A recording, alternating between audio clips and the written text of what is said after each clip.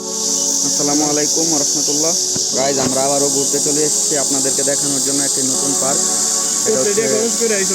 এটা হচ্ছে জাপানের একটি সুন্দর এবং ছোট্ট একটি পার্ক। জাপান অনেক বেশি আছে। আমরা এখন জাপানে আছি, কিন্তু চায়নাতে নেই। ওই কথা কেউ বিশ্বাস করবেন না। আমার কথা মিথ্যা হলেও বিশ্বাস করবেন। আসসালামু আলাইকুম।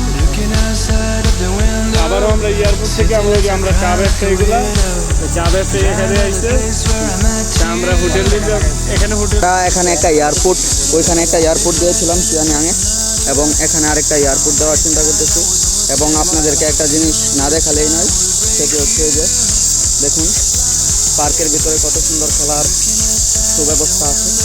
এবং চাইনিজরা কতটা আজাইরা হইলে একটা পার্কের মধ্যে এখানে কোনো মানুষজন নেই। দেখুন কোনো মানুষজন নেই, একদম খালি।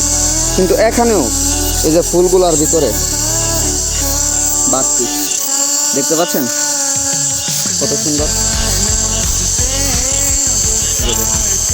এবং ওই পাশে যদি দেখাই,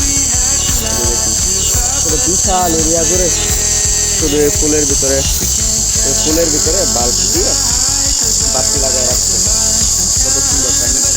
তারা আসলে পরিবেশ কতটা সুন্দর রাখা যায় তা নিয়ে তারা পরিচর্যা করে। আর আমাদের বাংলাদেশ প্রতিদিন কতটা নোংরা করা যায় তা নিয়ে আমরা প্রতিদিন পরিকল্পনা ওইখানে জাস্ট বলার মতো নাই। যদি বাংলাদেশ নিজের তো পরিবর্তন না হয়, বাংলাদেশের মানুষ কখনো পরিবর্তন না হয়, তাহলে বাংলাদেশকে কখনোই পরিবর্তন করা পসিবল না। আর পাশে একটা নদী, এই যে আমার বন্ধুরা তারা এখানে বসে আছে। নদীটা অনেক বিশাল, অনেক। আর ওই পাশে হচ্ছে পাহাড়, খুব উঁচা পাহাড়। সন্ধ্যা হয়ে গেছে তো এই জন্য হয়তো দেখা যাচ্ছে না।